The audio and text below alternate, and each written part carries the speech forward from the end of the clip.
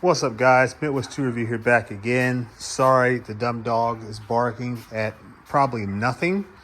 For some of you guys that are close friends of mine, Steve-O and Powerstroke Jude and others, here's what I've been dealing with. I was in a wreck on the Hog the other day.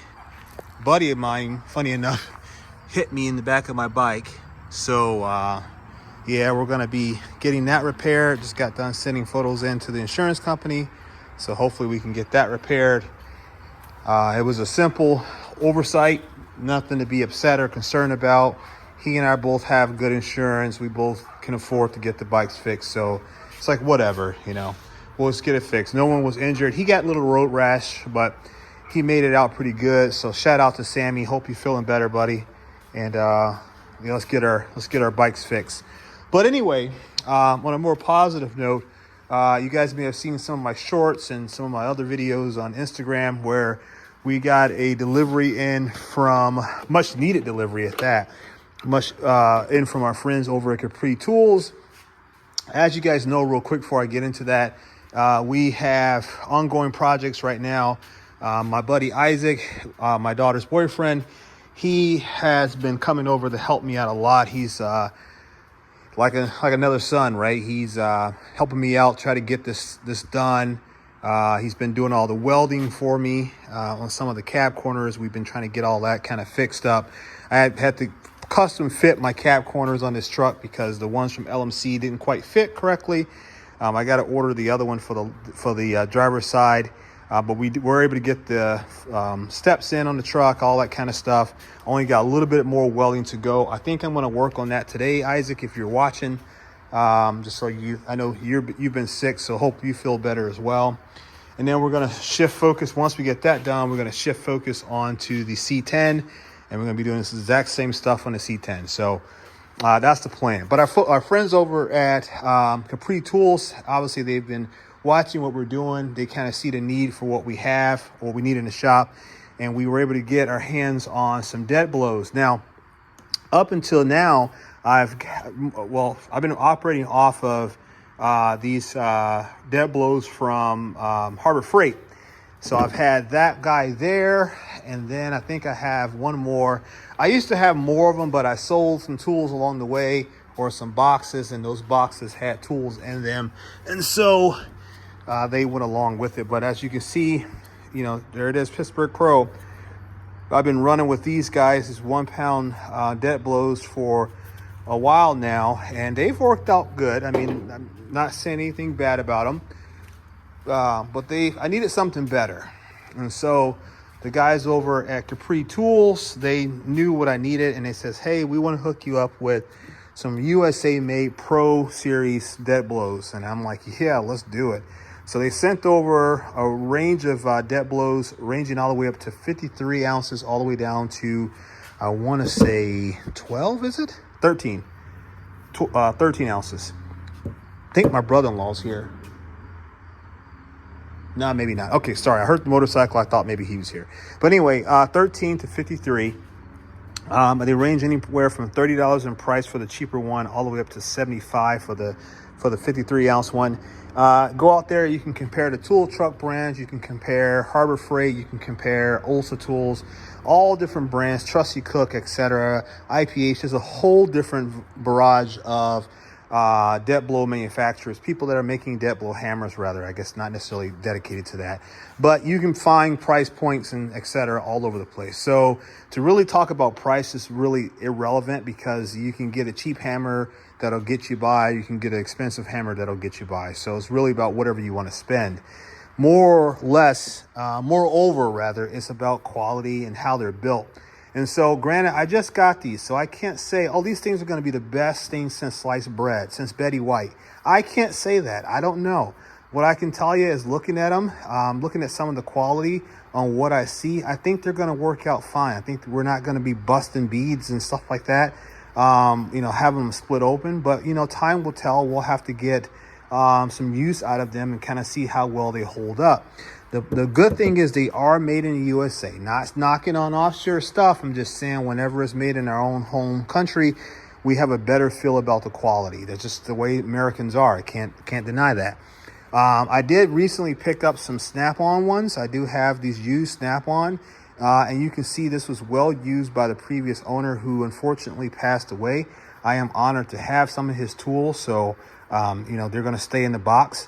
But we do have some Pro Series USA made professional series from Snap-on, and we're going to use those, and we won't necessarily benchmark them per se against the Capri tools, but that will be a good baseline to see how things fare up over time. I don't know how many impacts that one has encountered, but we'll use these as we see fit, and we'll try to see how well they hold up. One thing I do like about them is the grips. The grips having this stippling or whatever you want to call it. That texture is what I'll call it. I love that, and I know that some people may have an indifference to that depending on what they're accustomed to using, but I absolutely like that, and I think that will work out really well. Like I said in one of my previous videos, I think that the rubber, although this doesn't this is kind of counter to what I'm going to say, I always worry about when you have rubber attached to polymer, because sometimes they don't bond very well. But it all depends on the adhesive they use, etc. So, the Snap-on ones seem to be holding up pretty good. And then obviously the worst of the grip probably is going to be the Pittsburgh Pro stuff or the Pittsburgh stuff. It's just really low grade grip, but it works. I mean, it's got depth to it, and you can hold on. It's not like I've impacted anything and lost a hammer. The other thing that we got from them was this mallet, I guess if you want to call it, a soft blow mallet.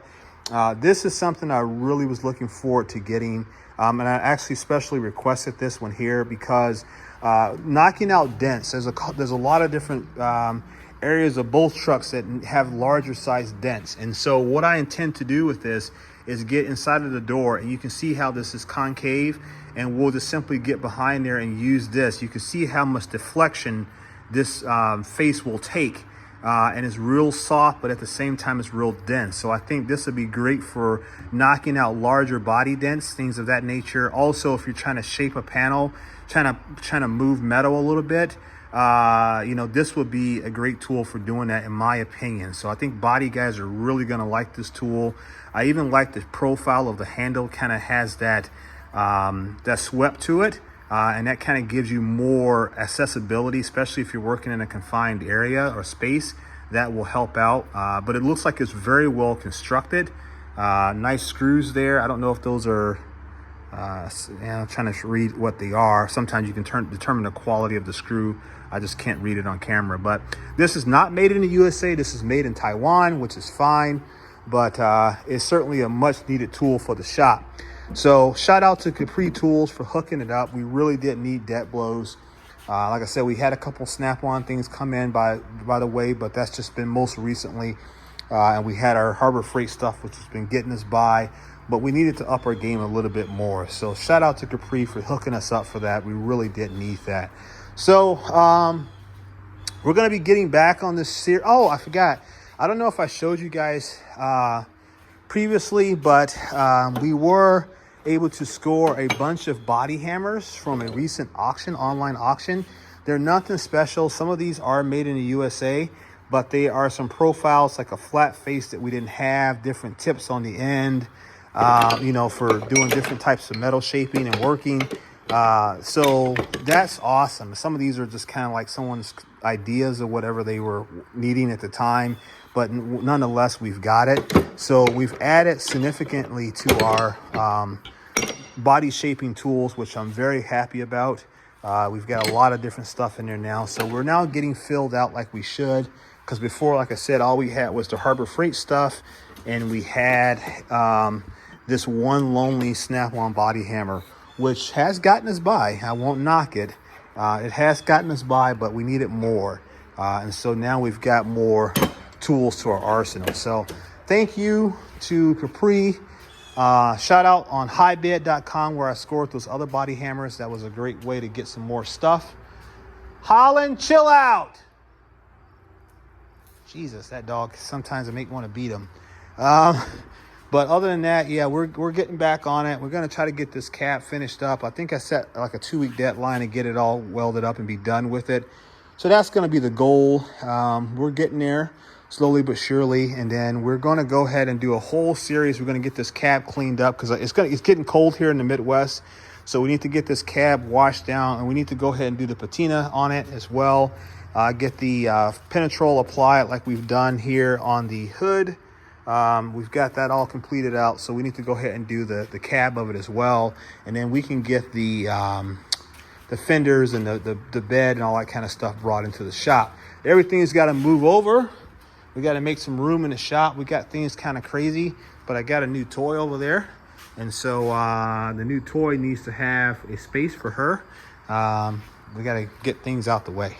So, all right, guys. That's it for tonight. That's all I got. So hope you liked the video. We're going to be doing some more work on this. We're going to get some more video on this. I think you guys like it. I've been kind of reluctant about sharing so much on the truck. And I'll touch on this real quick because we're already 12 minutes in. You guys are only going to watch 4. But I've been reluctant upon doing about the truck because I haven't been getting the viewership that I wanted on the truck. So I don't know what is wrong with the algorithm or whatever the case may be, but I've not been getting a lot of viewership on the videos on truck series. So I've been kind of tossing and turning about how much I need to share, because I guess it's not really appealing to the people that watch my channel traditionally. It seems like you guys are more tool heads than you are automotive, build and stuff like that. So I don't know. We'll have to see how it shakes out in the long run. But yeah, that's where we're at with things. Hope you liked the video. And I'll catch you guys in the next one. Peace.